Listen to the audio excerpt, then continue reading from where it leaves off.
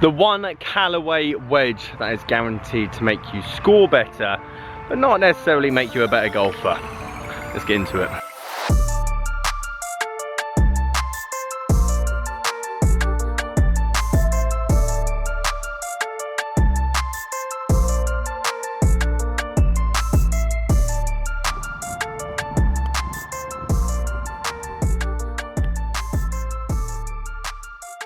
Guys, how you doing? Welcome back to a brand new video. Simon down here at Sandford Springs Golf Club. Callaway Shore Out. As like any other golf coach, if you turn up to a lesson with a chipper or one of these heavy bounced shovels of a wedge, our immediate reaction, and I'm very much culprit of this as well, is to eye roll as much as we humanly can, because our ego and our confidence to help your chipping or putting or whatever it might be around the short game area is going to say, you don't need that, just use your traditional wedge with zero bounce, like your Vokey or your Jaws MD3, whatever it might be, and after a bit of practice, everything else, you'll be there. Now, I made a video about a year ago on the Escape wedge, I think it was called. I think I bought it off eBay. I think I got it very cheap as well. It was like 20, 30 pounds. And a lot of you got in touch, like the Alien wedge is another brand. And the problem that kind of lied with that club, yes, it was 20, 30 pounds. And by the way, I gave it rave reviews because it was the most easiest thing. I've never used one, but obviously, anytime we see a chipper or anything as a golf coach, you turn your nose up at it. Callaway Shore Out is the only name brand I know that creates this. I even believe they brought out this year the Shore Out 2, which is going to be very similar. I mean, if you've been watching the channel, you know how I go. It's going to be very similar to this, and I put this up on eBay last night and it sold for £55. Buy it now, because I saw all the others selling for like 65, 70, and it just went within like 2 minutes of me listing it. So there's very much a demand for them, and I can see completely why, because this golf club isn't technically going to make you a better wedge player. But if you were to spend £50 on a lesson on your wedge game, but then have to obviously practice 20 to 30 hours to make that lesson even worthwhile, or spend £50 on something that doesn't look anywhere near as awful as the Escape one that I did in my previous video, but it's instantly going to improve your game. Especially for a lot of us that have only got a time to play one round of golf a week, if that. It's kind of a no-brainer, isn't it? Okay, so let's get into why this club is instantly going to help your golf game if you struggle with chipping. Now, for the more experienced players, go and watch any of my other videos, because the wedge game and everything else you're doing at the moment is perfect. Go and spend practice, whatever.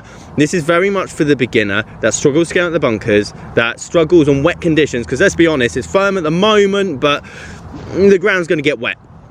If you are very steep on your chips, if you knife and fat them a lot, if you have the occasional straight underneath the ball, you can't get out of the bunker, this club is kinda for you. It's gonna be your quick fix, and here's why.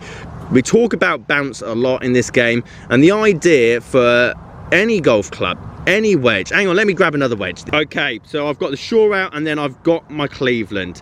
Better players are going to love the Cleveland because they've got that playability. They can open the club face, sit it nice close to the ground, especially when it's nice and firm, and they've got that kind of play. They can nip it off the top, they can hit down on it to hit that flop shot. This is very much, this is your manual car, this is your automatic.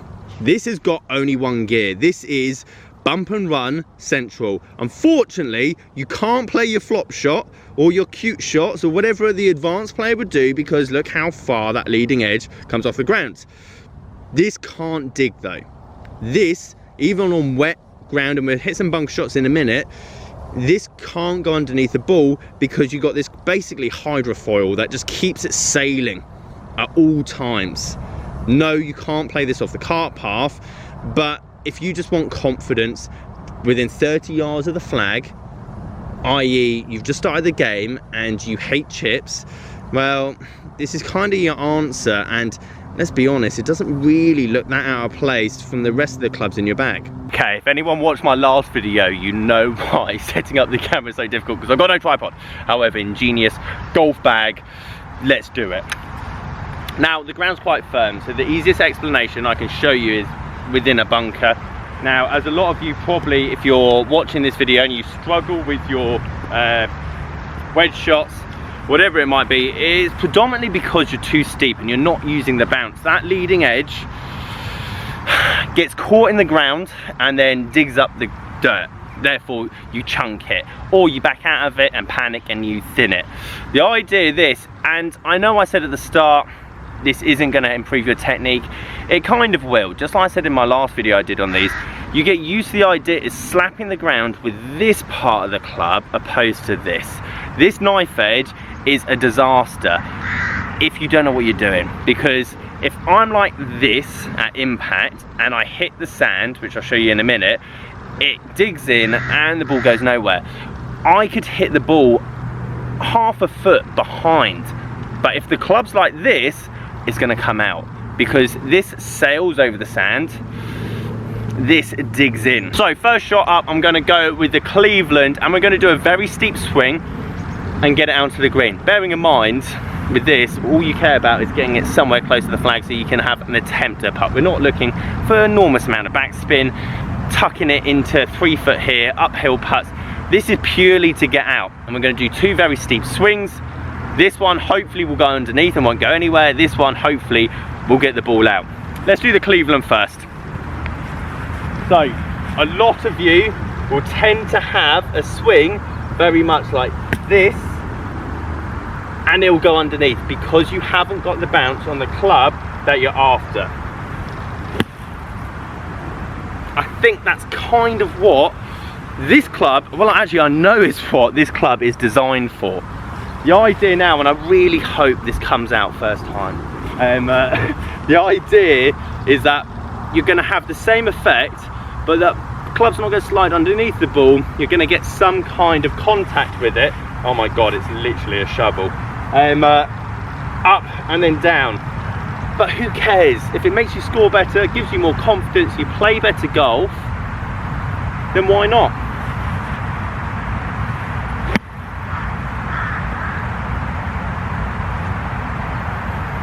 I might just put it in my bag. Now obviously I tried to create 2 swings there, and I have to look back on camera if I created them. You guys can comment down below if I did a very steep swing between both.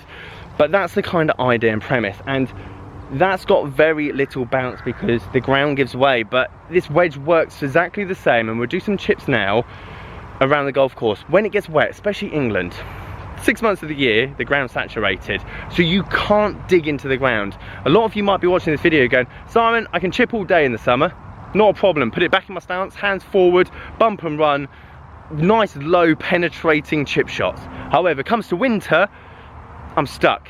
Up, down, muddy lies, I can't, I've got no confidence, and I go from being a 12 handicapper to 24 handicapper. Now, if the club on the ground wasn't there, this is what I'd use 80% of the time, because all I want the ball to do is get over this bit, then roll towards the hole. The reason that not everyone in the world's wedge is designed like this is because you actually want to get the ball to go a bit higher and stop a bit quicker. But for the majority of us that just want to break 90, this kind of shot anywhere around the green where there's zero trouble, no bunkers, no water, and we just want the ball forward and somewhere in the vicinity of the flag, this is going to work. You can't, unfortunately, use this club, get it to stop, or get it to go over that club and stop anywhere near the flag, because it's always going to run out because you don't have that playability. That being said, it's a lot better than thinning it out the back and then having another one coming towards us. This is where my short game's really going to be put to the test. The reason people use clubs like this with zero bounce, have a bit more play, have a bit more versatility, and I can do everything with this club. There's only certain things you can do with that one, but I've practiced hours on end on the short game area. I've practiced hours at the range. I've practiced hours on the golf course. I've worked in all different kind of conditions. Therefore, my confidence is always going to be higher, and therefore, I'm not worried about playing a cute flop shot from this distance to get it anywhere near the flag.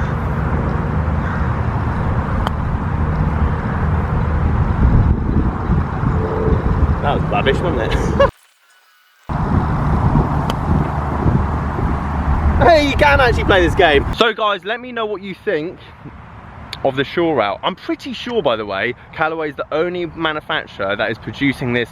I know, like Alien, like I'm talking like main manufacturers that are bringing out 2020 very high bounce golf clubs, because actually I'm all for them. There's no question about it. Again, even like the chippers with the putters, like, if you're shooting good scores, I honestly couldn't care less. My job is to make you guys enjoy the game more as a golf coach or even as a YouTuber. Therefore, I'm never going to say, don't use that. Don't do this. I know I used to teach someone that used to chip like he's putting, and he could chip better than me. Would I change it? Never, because it's just too good. The idea behind the shore out or any kind of game improvement club out there is to make you enjoy the game more. And if I was to take that away, or if you were to think, well, I can't have that in the bag because that's not for a real golfer, well, it's just not the case. Okay guys, sun is very much setting. Thank you ever so much for watching this video. Let me know what you think in terms of shore out or any other clubs that you want me to try out, like this one that's a bit, you know, outside the normal parameters of golf clubs. Leave this video a like if you liked it. Subscribe if you are new. Catch you guys there.